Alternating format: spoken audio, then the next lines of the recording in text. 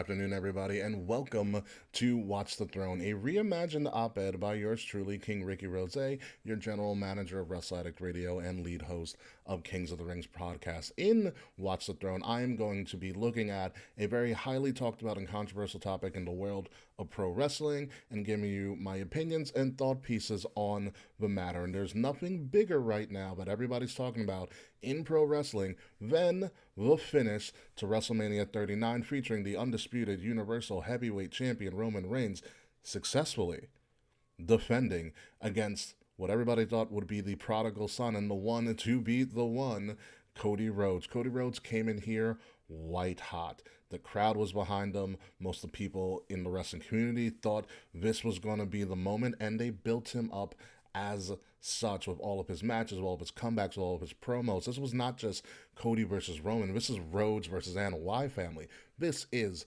a big deal, and they made it such that it's such a big deal that Cody even brought his own family, his own daughter, to ringside. You even had Cody giving a custom belt to the son of Brody Lee, aka John Huber, who tragically passed away during his time in AEW. But all the story things and everything coming together full circle seemed to be it. The match was fantastic. A lot of nostalgia things. The Usos and Solo Sikoa getting involved. Kevin Owens and Sammy coming for a save. And ironically, Roman above this all still beats him in a dusty finish, which is really kind of ironic when you think about it all. And so at this point, with how Cody was made and how Cody was built, he seemed to be the only one who was reasonably good enough in every aspect of his character to dethrone Roman. And we all bought it. I bought it. I still think this is a weird decision to make, because when you always strike when the iron's hot, and there was no other time in Cody Rhodes' career that he's going to be this hot at all, without a doubt. This had to be the moment for Cody. This is the star making, putting him on a different level, Cody Rhodes win. I'm not saying he's on Roman's level, but I'm saying he would be on an upper stratosphere. And maybe in a loss he did achieve that, but it is very hard for somebody to be built up like that just to lose. The merch was there. The signs were there. The investment by the fans were there. All for it to just go away as a 1, 2, 3. You can even feel it in the arena. The fans just fell silent. It was such a disappointment, and that's not something that you would really expect to see at a WrestleMania, where it's the ultimate season finale show, where essentially the fans are supposed to go home happy. So the question is, why did this happen? What is the reason for this to have occurred? And there are a couple of reasons and theories floating out there. Some of them are good, some of them are bad. We're going to explore, I think, the more prominent ones. One of the big ones that first came out was the fact that this morning, as of this recording, Endeavor, the company that bought UFC back in 2016, announced that they were also purchasing WWE this morning and been merging UFC and WWE into essentially one massive super group. And when you do a business acquisition like this, there's usually a term where you kind of freeze the assets and you don't really change anything with that company that you're taking over until you actually fully acquired them. And that's kind of been one of the theories that's been rolling around, that maybe, okay, you keep Roman as the champ because his merge is going to happen, and you don't want to really or rock the boat exactly for this merger to happen. But if that was the case, then why did you let Rhea Ripley win and beat Charlotte night one? And why did you let Sammy and Kevin Owens win and beat the Usos on night one as well? That's not exactly freezing the assets here. So I do not believe that the impending merger acquisition with Endeavor, and then the merger of WWE and UFC, was a factor in the decision. But I can tell you what probably was a factor in the decision: Roman Reigns. You've got to believe at this point in his career, he has some sort of influence on the story that he's been telling for the past 3 or so years, because he kind of alluded to it at the press conference. Roman Reigns, with Paul Heyman by his side after the event at the press conference, said, "We are doing a long term story, probably longer than we've ever seen." And he alluded to it in the context of a baseball game and saying that we are only in the third inning.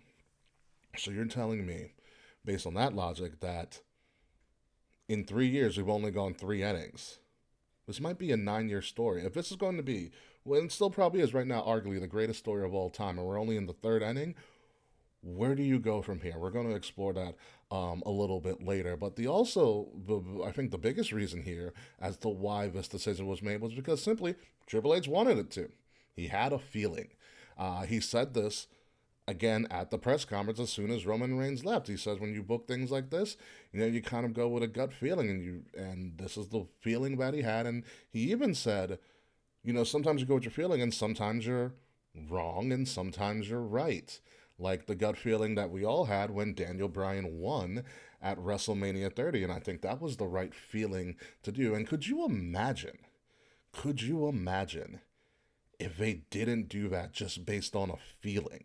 If they let Batista or Randy Orton win that title just based on the feeling? I get that same feeling right now that they just reversed the obvious outcome of Cody winning just for the sake of continuing a story that we might not, that apparently is only in the third inning. It really, really makes you wonder. And then there was also that other feeling that Triple H had and the rest of the company had about not putting Sting over in his first WrestleMania. And one can think that, especially from the marquee side of me, would Triple H ever let an ex AEW guy or an ex insert person who was at another brand here actually win the biggest title in pro wrestling, let alone the company?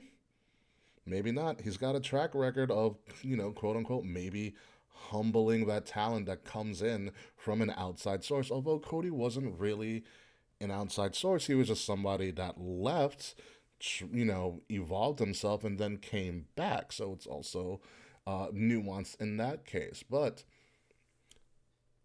in this instance, with all of these feelings going on, and we're going to go back to WrestleMania 30 because the big question here is, how do you make someone like Roman Reigns bigger than what he is now? Because in order for this to work, in order for this story to continue, Roman Reigns has to become a massive, massive, greater than Hogan like level of heel.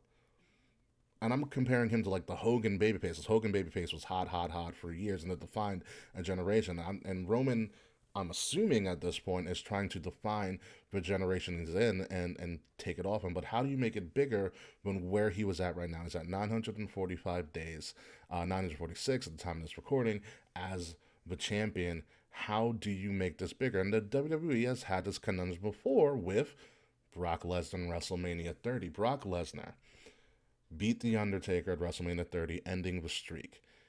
And people really thought, what do you do from here? How do you make it bigger? And Brock somehow, some way, made himself bigger than what he already was. And a big part of that was that he squashed somebody named John Cena with suplexes and really, really just eviscerated him in the main event of SummerSlam later on in that year. And it was fascinating. But I don't know, you can do the same thing with Roman and the Bloodline. How do you make these guys bigger? And I have an idea, but we're going to get to that. Because when you look at the roster right now of WWE in general, who is left for Roman to conquer? There really isn't anybody left for him to conquer. How do you extend this storyline? Because when I really think about the storyline here, there's a couple of things that come to mind. Number one, things aren't beautiful because they last. At some point, this story has to end. Does WWE and or Roman Reigns, whoever is really, writing this sequence of events that becomes a storyline, do they have the end goal in mind? Is there an actual end date? Does WWE and or Roman Reigns in creative want this to end? Do they know what it is? Or are they just going, quote, on a feeling? And at some point, when does it become great storytelling, cinema even, at a certain level, and when does it start to drag out, and when does it get tired? Where is the pivot point in the story? Because it sounds like even though we're in the third inning, we haven't really pivoted any way, shape, or form, especially with the whole fact that Roman finds an opponent, he beats that opponent, he moves on. Where is the intrigue? Where is the struggle? Where is something for Roman to create and become a bigger person than what he already is? And you can argue that he's not going to get any bigger. But we'll see. There is one person, though. There is one person who is currently on the roster that could potentially be a foil to Roman. And it's this guy. The Ring General, the current Intercontinental Champion, Gunther. However, Gunther and Roman are kind of the same character in very, very different forms, and one of them would kind of have to turn face. And at this point, it's not beneficial for Gunther and or Roman to turn face. So it's very, very improbable at this current moment for this matchup to happen. So then we go back to the problem. What do you do with Roman? Let's leave Cody to the side because I have no idea what you do with Cody at this point. But what do you do with Roman? How do you make this man? How do you make the story? How do you make this whole thing bigger than what it already is? And I have one solution for you, and you guys can comment below on what you think or how you think this might go. But here's my solution.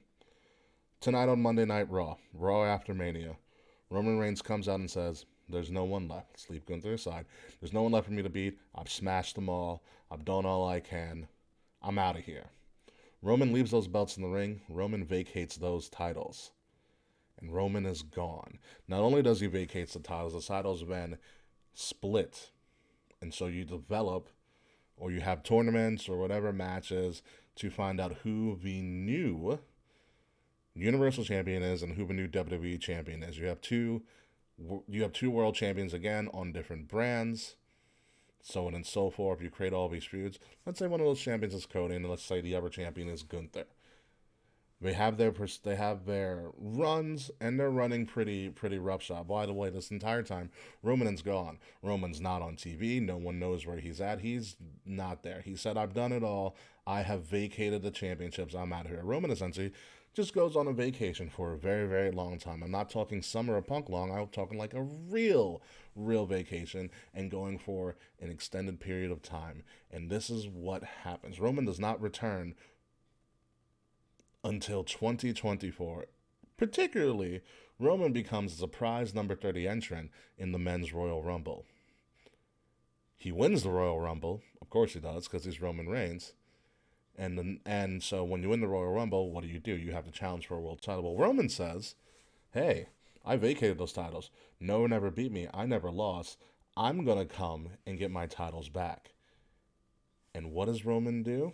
He not only challenges the Universal Champion, he challenges the WWE World Heavyweight Championship as well on night 1 and night 2 of WrestleMania 40. Roman Reigns does something that no one else in the history of WWE has ever done.